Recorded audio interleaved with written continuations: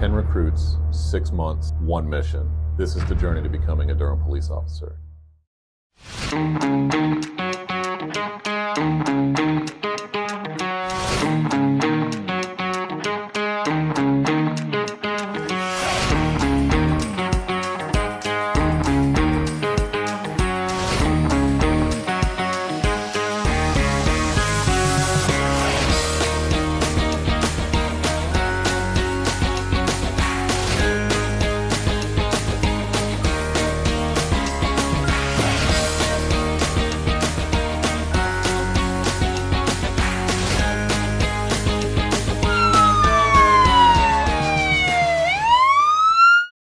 Policing isn't learned in comfort. It's learned under pressure, when your body wants to quit, when your mind is overloaded, and when the environment is working against you.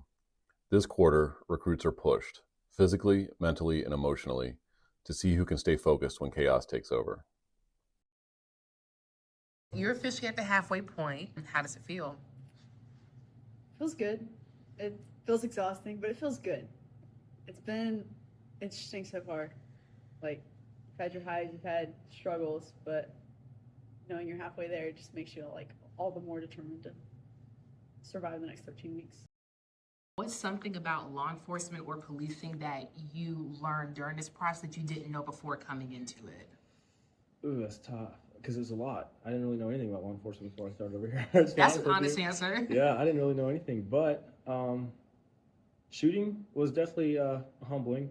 I come from the military, I was like, oh, I'm good at this, but you know, they have the way they teach it, and I was not the best. I thought I was going to be, so that was probably one thing, was practical exercise, actually shooting, going to the range, and applying the fundamentals that they teach you from different from what I thought I knew about shooting. It's completely different. That was kind of hard for me.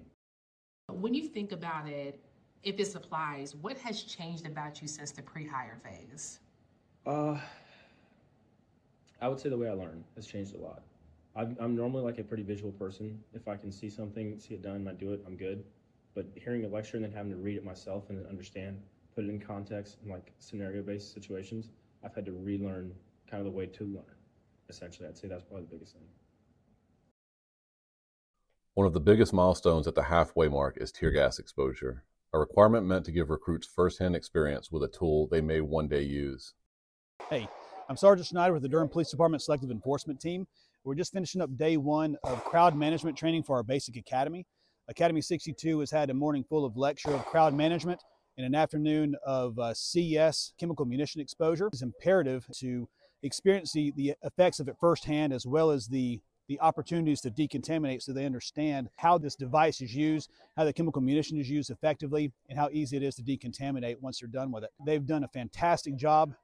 Their motivation level is super high, and I'm super, super pleased with their performance.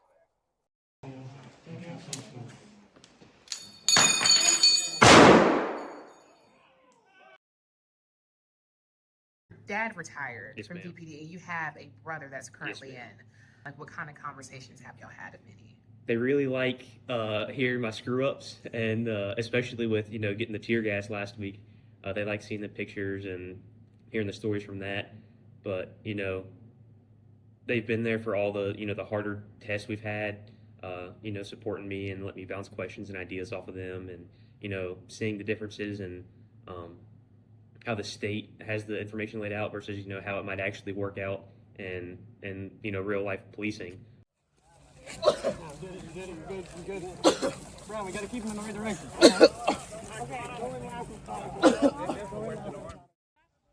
When I start walking out, I accidentally took a deep breath of the gas, and that's when the chest tingling, ability to breathe that we feel, that's when that occurred. And then the 53 feet out was pretty horrible, but it did subside within a couple minutes after I got some fresh air.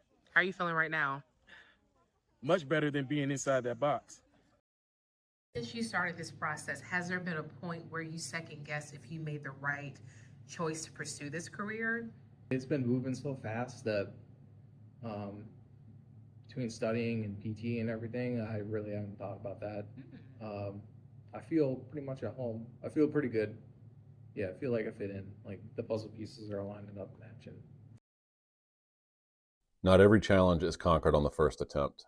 For Cameron, tear gas exposure required a reset and the support of her fellow recruits before stepping back inside. Mentally, that helped me out.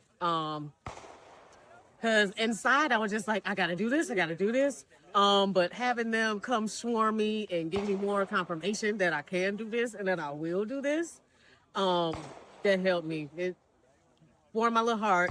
So it's like, not only do I have to do this for me, my kids, the staff that work so hard every day, my classmates that's been working so hard on my side. So it's like, I got to do this for everybody. Everybody's counting on me at this point. So yeah, that's what did it. While some lessons test resilience, others demand precision and control. In the next phase of training, recruits learn the ins and outs of driving on patrol. Police officer will drive 12 hours a day during their shift. They're driving the whole time, and driving is a high risk. This is the basic law enforcement driver's training segment of the police academy. It is a 90-hour course in which students must pass 8 different courses. A couple of those courses have to be done daytime and nighttime. All right, this is the fixed radius curve. The student must navigate this curve at a speed of 25 miles an hour from entry to exit without touching the brake or without touching any cones. All right.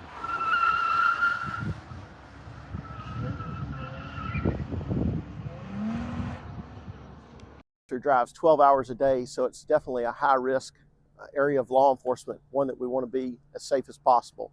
So these courses teach the recruit to steer, brake, navigate turns, and do these things as safely as possible. As the training continues, we checked in to see if the motivations that brought these recruits here are still driving them forward. Mm-hmm. So when I first interviewed you in August, you said one of your biggest motivations was your fiance. Mm-hmm. Is that still a big motivator for you? My lady, she motivates me to be better. And in her field, I see her every single day, and I see how hard she works to be what she's going to be. And I feel as though for myself, I need to work. It's not like we're not comparing with each other, but to see her work as hard and see what it takes to be that, I just want to push myself into a very hard career that I know that I can be great in. Has there ever been a part during this process where you second guessed yourself if like you should be here or not? Do you lean on your fellow academy recruits? I lean on my classmates heavily. There's a couple of them that definitely, when I get up in the morning, I'm like, well, at least I'll get to see them. Even if I got to get up at 4:30, be here by 5:30, at least I get to see my friends. And can you name who some of them are? Okay. I'm going to keep that a secret. That's perfectly fine. Some will see this, and it might be them, might not be them. They'll have to guess. Motivation comes to life in moments like these, connecting with the community they've committed to serve.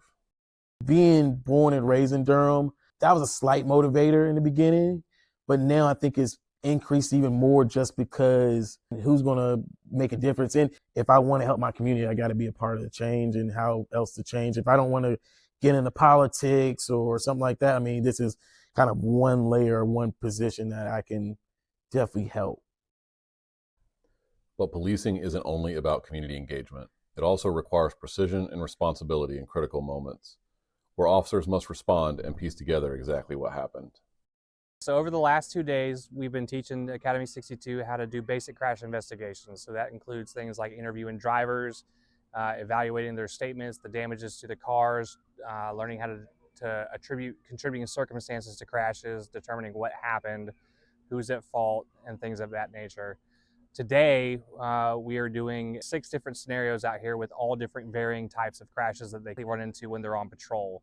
So today's purpose is to give them the repetitions to start building their confidence and using those skills we've learned over the last 2 days, like interviewing drivers and determining fault and crashes, and just kind of getting them used to filling out the 349, which can be a bit of a tedious process. For some recruits, the responsibility of this job has taken on new meanings, shaping how they see the world they're working to protect. Has becoming a father changed your perception, career that you've chosen? Oh yes, it definitely has. I remember going through juvenile law and sexual assault, and it's not going to change the way I do things. Is at the end of the day, you got a job to do, and do it your best with no bias. But when you have a kid, and all parents could speak the same, and when you see these cases, it leaves you like, you put yourself in that position, and it's difficult, but yeah, it really does. It motivates you to do right, to serve, and to be just, for the community. Staying motivated means learning how to overcome doubt and find positivity, even in the toughest moments. One of my weaknesses is kind of second guessing, but I do usually make the right decisions in the outcome of everything. I'm usually quick on my feet, but then there's times where I'm like, oh, I don't know. But coming over that, my mommy always says, doubt is the eraser of all dreams. So being in law enforcement is one of my dreams, one of my goals to accomplish. I just kind of remember those words. And then the fact that, you might have some doubt at first or might have a little fear at first with some things. And then the fact that it's something that I want to do. So it's like, you got to do this, talking myself up, being positive. Even when there feels like there is no positivity, find it. So I'm doing that again. From the classroom to the community, each step of the academy is designed to prepare these recruits for the realities of the job, not just the skills it takes to serve, but the mindset it takes to lead, to protect, and to make a difference.